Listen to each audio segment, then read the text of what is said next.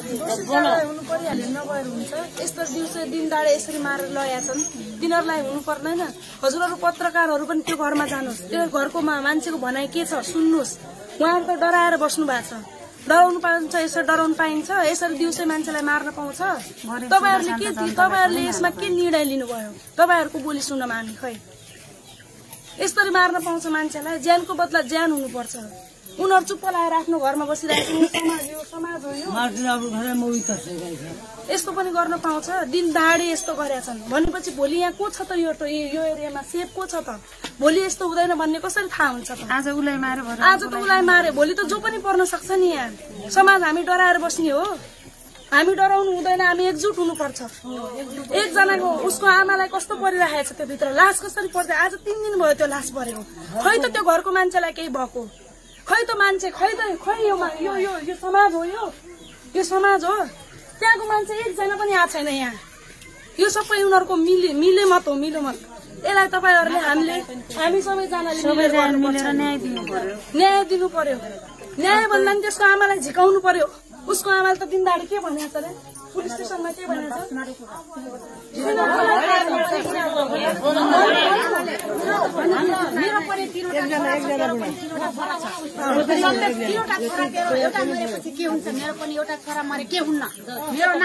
दिनदाडी यसरी धम्काइराखेको छ भनेपछि उनीहरूलाई कति सम्बोधन छ त? ठुलो मान्छेको हात छ कि के छ? ठुलो मान्छे उचाइराखेको छ कि के छ? तिमीहरू यत्रो समाज उर्लेर किन आयो? के छ यहाँ? किन आयो? के छ यहाँ? लुकाएर आएछौ अनि मलाई खोज भन्ने छ, हामी खोज्दैन। गोरु बाछालाई म खोज्न सक्दैन र यो लास त्यहाँ देखाउनु पर्यो उनीहरूलाई। उनीहरूले त लुकायो भने यहाँ अवस्थित लुकायो भन्ने हाम्रो यहाँ नाम आएको छ नि त। अहिले देखाउनु पर्यो उनीहरूले त्यो लास कहाँ लुकायो, त्यो कहाँ के भएको थियो भनेर। लास लुकाएर आएछ, तिमीहरू लास लुकाएर आउने अनि यहाँ खोज भन्ने यसो भन्न पाउँछ भनेर हामीलाई धम्की दियो। किन आयो यस्तो उर्लेर ट्र्याक्टर लिएर आयो? के छ यहाँ? किन आयो यहाँ भन्ने के छ? मरे पनि तेरो एउटा छोरा मर्छ, मेरो पनि एउटा छोरा मर्छ, मेरो नाकी छँदैछ। म चौधरीले एउटा छोरा चाहिँ दान दिन्छु भन्ने कुरा यसरी धम्कायो। दिनदहाडे पुलिस स्टेसनमा यसो धम्काएको छ भनेपछि हामी कहाँ गएर हामी गर्दैनौँ। त्यस्तो गर्ने मान्छेले रातको 7 बजे जेठाजुलाई मारे होइन? आज चाहिँ मेरो जेठाजुलाई मारे, तर उनलाई पनि मेरो बुढा छ नि रमेश चौधरी, उनलाई पनि मार्छु भनेर धम्की दिएर गएको छ। जब म छुटिसक्यो भने उनलाई चाहिँ जसरी भए पनि मार्छु भनेछन्। अहिलेसम्म हाम्रो चाहिँ कागज पत्र बन्नु पर्यो होइन? के भयो भने उनलाई चाहिँ हुनु पर्यो कारवाही। तर लास्टमा चाहिँ जस्तै मारेछन् नि, जस्तै यहाँ हाम्रो घरमा आएर धम्की दिएछन्, तोडफोड गरेछन्, घरबाट नै किडन्याप गरेर लगेछन्, त्यहीबाट नै हाम्रो फोन त लाग्यो तर उठेन, दाइको चाहिँ रिसिभै भएन के। तर त्यसपछि बिहान चाहिँ मोबाइल चाहिँ स्विच अफ भयो, फालिसक्यो, मारिसक्यो भएपछि। अब हामी चाहिँ पछि सुतेकै मान्छेलाई उठेर लगेछन्। खासमा हामी धेरै गेन्छौँ, हामी आफै गरेको छौँ हामीहरू। हाम्रो पछिमा कोही छैन। चौधरी हुन् भनेर हामीलाई साह्रै हेपेको छ। कति दौड किन आउँछौ? के छ तिमीहरू?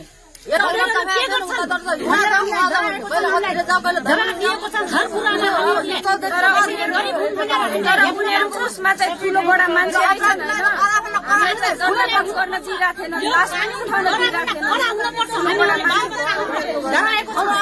हाम्रो छोराछोरीहरू कसरी किसान मान्छे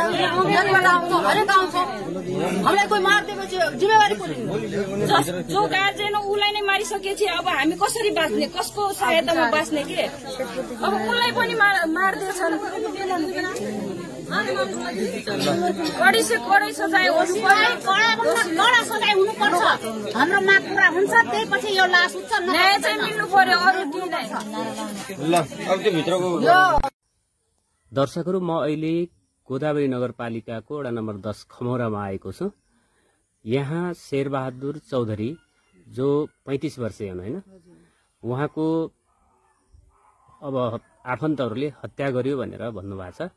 23 गते राति भएको घटनामा उहाँ 24 गते कतिखेर भेटिनु भएको थियो?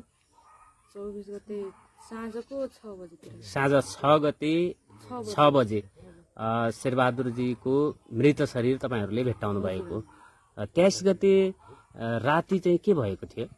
23 गते राति चाहिँ यस्तो भएको थियो, उनीहरू चाहिँ अगाडिदेखि नै टार्गेट गरेर रहेछन् के। अब हाम्रो चाहिँ धान भिजेको थियो, हाम्रो चाहिँ काम धुमधाम थियो, अब हामी काममै बिजी भयो। उनीहरू चाहिँ यतैदेखि नै फकाउन थाले होइन। अब मेरो बुढाको नाम चाहिँ रमेश चौधरी हो। अब उनलाई चाहिँ फकाउन थाले, यताउता गर्न थाले, कहाँबाट पो मुर्गा ल्याएर आए, यहीँ पकाए खुवाए होइन तपाईँको घरमा। खासमा त यस्तो भएको, त्यहाँ मुर्गा सुर्गा ल्याए बाहिरको मान्छे, त्यही दुईटा, विशाल चौधरी र विकास चौधरी, विकास मल्ल र अनि लक्की मल्ल हो। तिनीहरू चाहिँ आएर अनि मेरो बुढालाई चाहिँ बनाइदे भनेर थर्काउन थाले होइन, जबरजस्ती गर्न थाले। अब उनले पनि मानेनन्। अब उनले पनि अब पकाइदिए, बनाइदिए, हजुर उनीहरूको चाहिँ खासमा। अनि त्यसपछि चाहिँ उनीहरूले चाहिँ अगाडि प्लान गरे, तिनीहरू चाहिँ गइहाले अगाडि नै।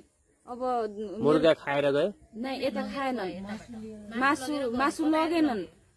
मौका उनीहरूको के रहेछ कि आफू गइहाले बाइकमा, अनि मेरो बुढालाई चाहिँ पछाडिबाट मासु लिएर आइज भनेर भन्न थाले। अब हाम्रो त यहाँ काम धुमधाम थियो, त्यही पनि जबरजस्ती गर्न थाले उनीहरू। अब अनि मेरो बुढालाई चाहिँ त्यहाँ बोलाए, अनि बुढा पनि बोलाए यता यो शिविरको भत्केको पुल छ के, उसको नदीको त्यहाँनिरै उनीहरूले पार्टी गरेको, यस्तै खोलामै रक्सी खाए। अब पार्टी गरे हजुर, राति भइसकेको थियो।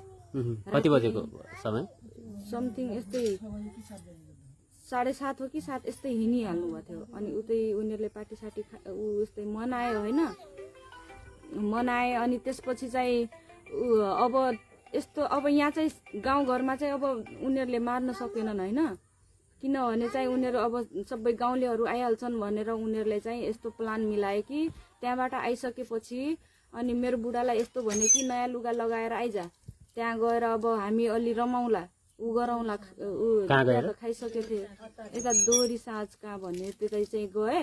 त्यहाँबाट चाहिँ लफडा आफैले गरे, त्यहीँ केटीहरूसँग आफै मोज मस्ती गरिरहेको थिएँ होइन। उनीहरू चाहिँ अब मैले फोन गरेर बोलाउन थाले, डर लाग्न लाग्यो। अब रक्सी खा मान्छे, अब उनीहरूले यस्तो के गर्लान्, के कस्तो गर्लान्, अब को कस्तो छ भन्ने मलाई थाहा छैन। यहाँ म पनि भर्खरै आएको, मेरो पनि वैशाखको 17 गते बिहे भएको भर्खरै हो। अब मलाई गाउँको बारेमा खासै थाहा भएन। अनि उनी पनि गइहाले त्यतै त्यहाँबाट। अनि उनीहरूले लफडा गर्न थाले, अब जथाभावी बोल्न थाले अब मेरो बुढालाई चाहिँ, अनि जथाभावी बोल्न थाले। त्यसपछि झगडा, अब उनीहरूलाई चाहिँ अब उता लफडा हुँदैछ भनेर त्यहाँबाट निकालिदिए, त्यही दोहोरी साँझ त्यतैबाट निकालिदिए। अनि त्यहाँबाट बाहिर रोडतिर आएर चाहिँ उनलाई चाहिँ एकजनाले थामे, एकजनाले कुट्न थाले। यहाँ पनि चोट छ, यता पनि पुरै सुन्नेको छ, मुखै सुन्ने छ खास। हजुर, मेरो बुढाको, मेरो श्रीमानकै। अनि उनले चाहिँ अब एकजना समातेकै थिए, अब बल्ल तल्ल कसरी पो मोबाइल निकाल्नु भयो। अनि दाइलाई फोन गर्नुभयो, अनि दाइलाई र अनि नवराज दाइलाई, दुइटैलाई फोन गर्नुभयो होइन। दुइटैलाई फोन गर्ने बित्तिकै दाइहरू पुगिहाल्नु भयो। अब त्यत्तिकै समातेकै थियो, अनि घाँटी चेपेकै थिए, मार्न थाले। अब मेरो बुढालाई चाहिँ मार्न थाले। मारिसकेपछि अनि उनीहरू त के हेर्लान् होइन, मेरो भाइलाई किन हानिरहेछन्, त्यस्तो किन चेपेछन्, किन मार्न थाले भनेर अब उनीहरू त एक दुई झापड हान्ने भयो।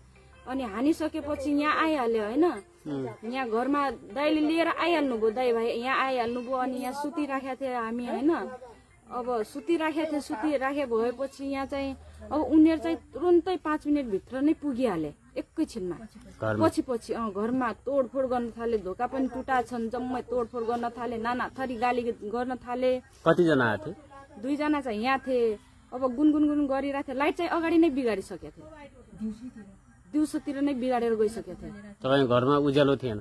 उज्यालो थिएन, अँध्यारो थियो। उनीहरू चाहिँ 2 जना तोडफोड गर्न यहाँ थाले, उता चाहिँ गुनगुन चाहिँ सुनिरहेको थियो बाटोमा होइन। अब कति थियो अब हामीले थाहा पाएन, त्यहाँ चुक्कुन लगाएको थियो, हामी त होसमै थिएन कि। त्यस्तो गर्दाखेरि कुट्न थाले, नाना थरी भन्न थाले। अनि भनिरहेको थियो कि दाइ भाइलाई मारेरै छोड्छु, हामीलाई कुटेर गएछन् होइन, कि वार कि पार कि घाँटी काट्छु कि त यहाँ भित्र छन् भने निस्किन्छन्, मौका दिइरहेको थियो कि उनीहरूलाई, दाइ भाइ अब दुइटैलाई होइन।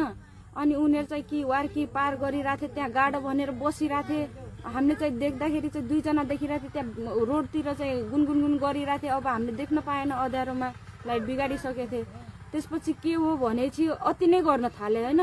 अब पुलिसलाई फोन गर्नु भएको रहेछ दाइले, पुलिसलाई फोन गर्नुभयो तर पुलिसले चाहिँ रिसिभ गर्नु भएन फोन होइन। त्यति रातिको 2 बजिसकेको थियो, त्यतिखेर चाहिँ तोडफोड गर्न लागेको 2 बजिसकेको थियो। अनि त्यसपछि ऊ फोन गर्नुभयो, फोन चाहिँ रिसिभ गर्नु भएन पुलिस सरहरूले होइन। थाहा पाउनुभयो कि पाएन थाहा भएन। त्यसपछि दाइले चाहिँ अब त्यही नवराज भन्ने साथी उनलाई चाहिँ दाइलाई चाहिँ फोन गर्नुभयो होइन। फोन गरिदियो भने अरे नवराज दाइले चाहिँ अध्यक्षलाई फोन गरेको थियो यता हाम्रो नगरपालिकाको। उनलाई फोन गरेर भन्नुभयो अनि भन्नुभएको रहेछ अलि पुलिसहरूलाई अलि ढिलो नै पुगे के। अनि उनीहरू चाहिँ अब अति नै गर्न थाले। अब पुलिस नै आउन थालेन। अब मेरो भाइलाई पनि मारिहाल्छ कि मेरो फ्यामिलीलाई नै मारिहाल्छ भनेर दाइले चाहिँ अब अलि हिम्मत जुटाएर चाहिँ हामीलाई चाहिँ यहाँबाट ऊ चुकुन लगाएर बस्नु भन्नुभयो। यहाँबाट निस्किने बित्तिकै चाहिँ गायब हुनुभयो के, किडन्याप गरिहाले उनीहरूले। यिनीहरू चाहिँ मारिहाले खासमा, यहाँ खल्लाबाट नै लखटे रहेछन् खासमा दाइलाई चाहिँ। अनि यस्तो भयो, यहीँबाट नै गायब भइहाल्नु भयो। न फोन लगाउँछु न फोन रिसिभ गर्नुहुन्छ। फोन त लाग्छ, बिहानको 6 बजीसम्म फोन लाग्यो तर रिसिभ भएन। त्यसपछि चाहिँ मारेर फालिसके रहेछन् क्या उनीहरूले चाहिँ। अनि यस्तो भयो। अनि राति पनि खोज्न थाले, 3 बजीदेखि खोज्न स्टार्ट भइहाल्यो कि। यहाँ 5-6 जना थिए। अब मेरो बुढा हुनुहुन्थ्यो अनि त्यसपछि साथीहरू थिए, उनीहरू चाहिँ खोज्न थाले टर्च लिएर। अनि टर्च लिएर खोज्न थाले। अब खोजिसकेपछि पाएनन्, कतिपटक खोजे त्यसैमा। अनि बिहान पनि खोज्नु भयो तपाईहरु? हजुर। अनि खोज्न थाले। अनि त्यसपछि अब अति नै हुन थाल्यो। अब पाइरा थिएन, बजिसक्यो 10, 11, 12 जति बज्न आँटेको थियो। अनि त्यसपछि यति चाहिँ भएन। अनि पुलिसलाई पनि खबर गरिसकेको थिए अगाडि नै। तर यस्तो भयो कि बिचमा उनीहरूले चाहिँ मारेर फालिसके भएपछि गोदावरीको नदीमा फालेथे होइन। अनि त्यहाँ फालिसके भएपछि त्यसपछि नवराज दाईको घरमा चाहिँ धम्क्याउन गएछन्, खासमा मार्न गएछन्। तैँले पनि यस्तो गरिस् भनेर के। अनि मार्न गएछन्। अब दाईलाई चाहिँ भेटाएनन्। उनको आमाले चाहिँ बचाइहाल्नुभयो उनलाई। आ छैन घरमा, तिमीहरू किन आएको? उनीहरू चाहिँ नाना थरी त्यहाँ पनि गाली गरे। अब आएनन्, बल्ल बचे उनी दाईले चाहिँ। अनि त्यसपछि उहाँबाट आइसकेपछि बाटोमा चाहिँ पुलिसले समात्नु भयो। अनि त्यसपछि पुलिस सरहरूले पनि आउनुभयो। त्यो हत्कडी लगाथे उनीहरूलाई, गुनेगारहरूलाई तिनीहरूलाई चाहिँ हत्कडी लगाथे, गाडीमा बसाथे। अनि त्यसपछि हामीलाई चाहिँ सोधपुछ गर्नलाई चाहिँ पुलिस सरले चाहिँ हामीलाई बोलाउनु भयो होइन। अनि हामी हेर्न गए यही मान्छे हुन् कि होइनन् भनेर अब हामीलाई कन्फर्म गर्न थाल्यो। पुलिसले नै सब फेला पारेको? पुलिस पहिला मान्छेहरूले पहिला चाहिँ यस्तो भयो। त्यहाँबाट आइसकेपछि पुलिसले समातिहाल्नुभयो ती गुनेगारहरूलाई होइन। अनि तिनीहरूलाई चाहिँ समातिसकेपछि हत्कडी लगाएकै थियो कि। उतै हामीलाई चाहिँ हेराउन गएको यिनीहरू पक्का हुन् कि होइनन् भनेर कन्फर्म गर्न थाले। अनि हामी चाहिँ गए हेरे। अब हामी चाहिँ नचिन्ला अनि उनीहरूलाई होइन। तोडफोड गर्ने को थिएन। टर्च आफै मोबाइलको बाले थिए, अलि अनुहार लगाएको थिए कि उनीहरूले, त्यही भएर चिने, नत्र त चिन्थेन। यत्रो लौडो लिएर तोडफोड गरेर पुरा टुटाइदिए।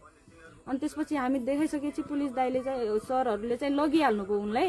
लगिसकेपछि मान्छे नै मिलेकै थिएन। अनि अब हामी कहाँ जाने खोज्न? गाउँघरको मान्छेलाई त अब हाम्रो भन्नुहुन्छ भन्ने एउटा हुन्छ के हाम्रो। उनले चाहिँ खबर गरे, उनलाई खबर गरिसकेपछि धान काट्ने, अब उनीहरू त धुमधाम धान काट्ने छ होइन। कहाँ कहाँबाट मान्छे खोजेर जुटाएर यहाँ हाम्रो घरमा ल्याइसकेपछि सल्लाह गर्न थाले। अब सल्लाह गरे, अब कहाँ खोज्न जाऊँ हामीलाई थाहै छैन, डर हुन थाल्यो। अब त्यहाँ गइसकेपछि पुरै गाउँको मान्छे गए, यहाँ ट्रेक्टरमा पनि गए, बाइकमा पनि गए होइन खोज्न। नै पहिला चाहिँ पुलिस थाना हजुर चौकीमा गए। त्यहाँ गइसकेपछि अनि उनीहरूलाई चाहिँ सोध्न थाले। तर खासमा उनीहरूको मम्मीको फ्यामिली नै सबैजना गएर अगाडि नै उनीहरूले चाहिँ कुराकानी मिलाएर अब उनीहरूको चाहिँ ठुलो बडा भन्ने आफन्त रहेछ कि पुलिसमा ठुलो बडा, त्यही भएर अगाडि नै कुरो मिलाइसकेको थियो उनीहरूले। अनि हामी जानुभन्दा नि अगाडि बिहानै गएको थियो क्या हो 7 बजीतिर यस्तै। अनि यहाँबाट हामी सबै टोली गयो होइन।